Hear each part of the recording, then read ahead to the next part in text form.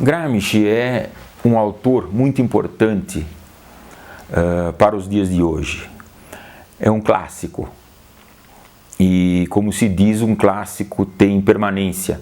Os tempos de hoje certamente são muito diferentes daquele em que Gramsci viveu, mas o tema da crise é comum. Nós voltamos a um tempo de crise, talvez ou certamente mais grave que aquele em que Gramsci viveu. Gramsci nasceu na ilha da Sardenha, é uma região periférica da Itália. Quer dizer, se dizia que a região sul e as ilhas, ou seja, a Sardenha e a Sicília, era uma região colonizada pelo norte. E assim que se procedeu à unificação da Itália. Digamos assim, com esse problema estrutural inerente.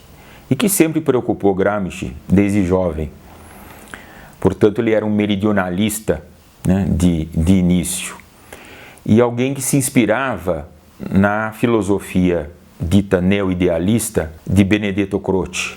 É um neo-idealismo que tem uma referência forte ao nome de Hegel, né?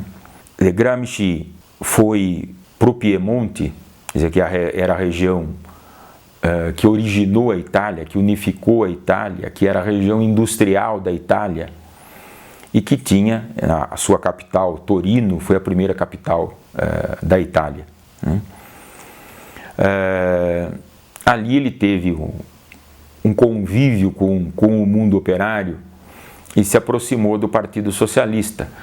Embora o Partido Socialista tivesse uma concepção ideológica que era muito avessa àquela do Gramsci. O Gramsci tinha uma concepção dialética da história. E o Partido Socialista italiano, ele era orientado por um positivismo muito rebaixado. Era uma leitura de determinado marxismo surgido na Alemanha, mas de uma maneira muito rebaixada, e com a qual Gramsci nunca compactuou. Com a Revolução Russa, Gramsci, mesmo sem ter muita informação sobre o que acontecia, se aproximou da Rússia e aos poucos, com mais informação, ele foi se aproximando do bolchevismo, Lenin, né, particularmente. Embora ele tenha tido outras influências muito importantes na sua trajetória inicial e, segundo penso eu, que persistiram até os chamados cadernos do cárcere, que foram de Rosa Luxemburgo e de Jorge Sorel. Uma experiência fundamental na trajetória do Gramsci, na verdade uma experiência na Itália muito importante, foi o chamado Biênio Rosso, ou seja, o período 1919-1920, houve uma experiência nas fábricas de Turim, na formação de conselhos de operários. Ficaram conhecidos como conselhos de fábrica. E era, de alguma maneira, uma tradução da experiência russa dos soviets. Lembrando que a palavra soviet significa exatamente conselho, né? Essa experiência foi derrotada, mas foi determinante no desenvolvimento intelectual do Gramsci por todo o resto da sua vida. Ele participou na fundação do Partido Comunista Italiano, que ocorreu depois da derrota dos conselhos de fábrica. Eu digo participou porque, na verdade, o seu papel foi muito lateral. A grande liderança da esquerda revolucionária naquele momento era Amadeu Bordiga, que Gramsci sempre respeitou, embora discordasse fundamente. Gramsci, depois de muitas peripécias, assumiu a direção do partido em 1924. Ele passa a ser aquilo que posteriormente ficou consagrado como secretário-geral, né, do Partido Partido Comunista da Itália. Nesse período, 24, 25, 26, Gramsci conseguiu reestruturar o Partido Comunista, tanto em termos de organização, como em termos de concepção de partido e de revolução. Porque aquela que Bordiga exprimia era muito diferente. Evidente que não há tempo para expor essas diferenças aqui. O importante é que Gramsci dava grande importância, né, à questão meridional, à questão agrária, à questão do campesinato, à questão da aliança operário-camponesa. Ele investia nesse tipo de concepção teórica e de ação política quando, no final de 1926, a ditadura fascista se consolida. O fascismo assumiu o poder na Itália em outubro de 1922, mas nos primeiros anos a política econômica continuou sendo liberal, institutos liberais continuaram sobrevivendo, como partidos políticos, o parlamento, sindicatos. No fim de 1926, tudo isso foi abolido pela violência do fascismo. E muitos milhares de pessoas foram presas, inclusive aquelas que tinham imunidade parlamentar, como era o caso do Gramsci. Gramsci foi processado e condenado a 22 anos e 4 meses de prisão. É importante, muito importante notar que Gramsci tinha uma saúde muito débil.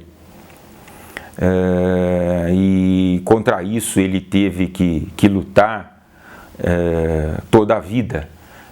E certamente isso foi um condicionante no seu comportamento e até na sua obra intelectual. Gramsci conseguiu, também depois de muitas peripécias, autorização na prisão para poder escrever. Então, entre fevereiro de 1929 e agosto de 1935, Gramsci elaborou 33 cadernos de estudos. 4 deles eram de tradução e os outros de diversos temas que seguiam um plano de estudos que ele elaborou e reelaborou e reelaborou. Então, o resultado disso é uma obra assistemática.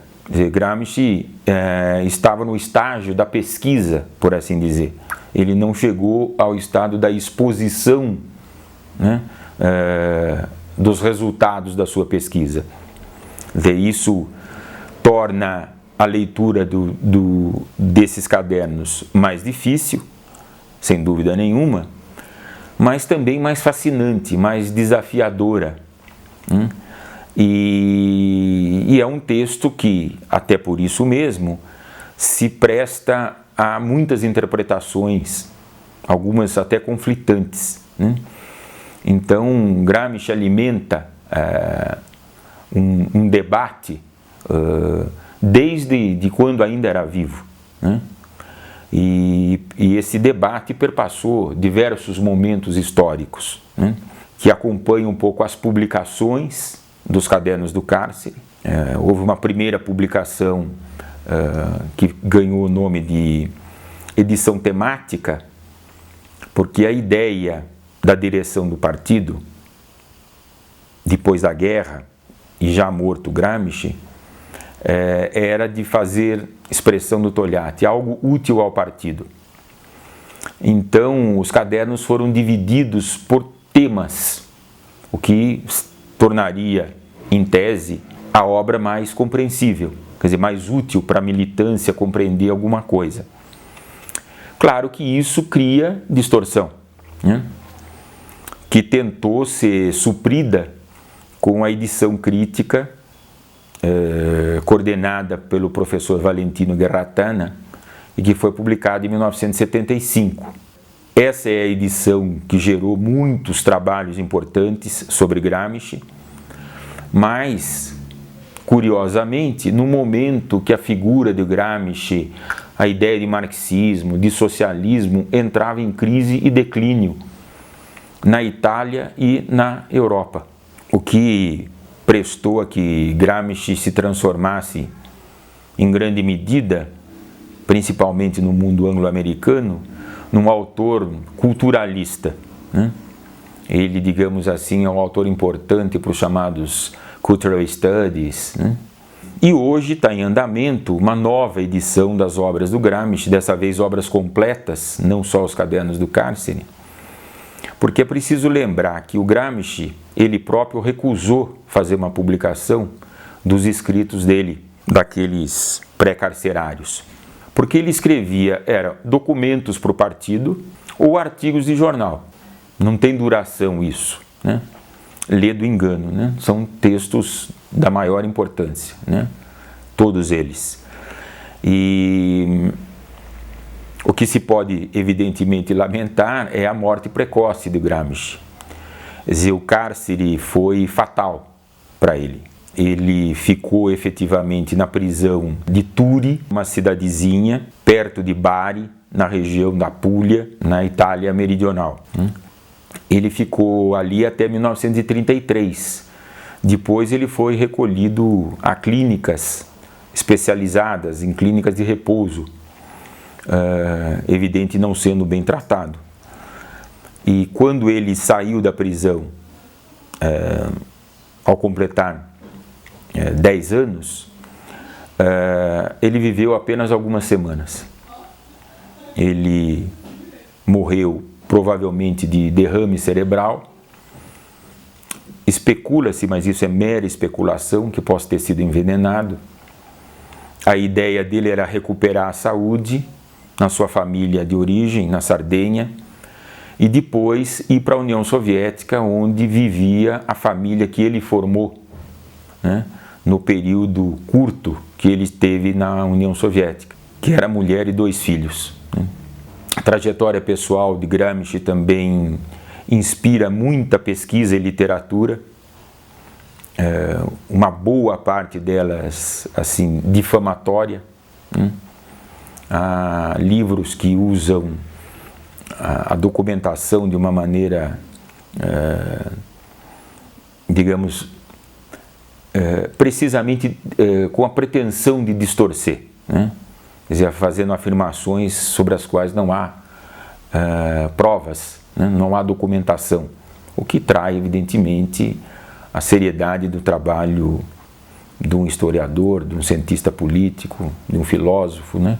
Que tenha a seriedade devida no trabalho de pesquisa.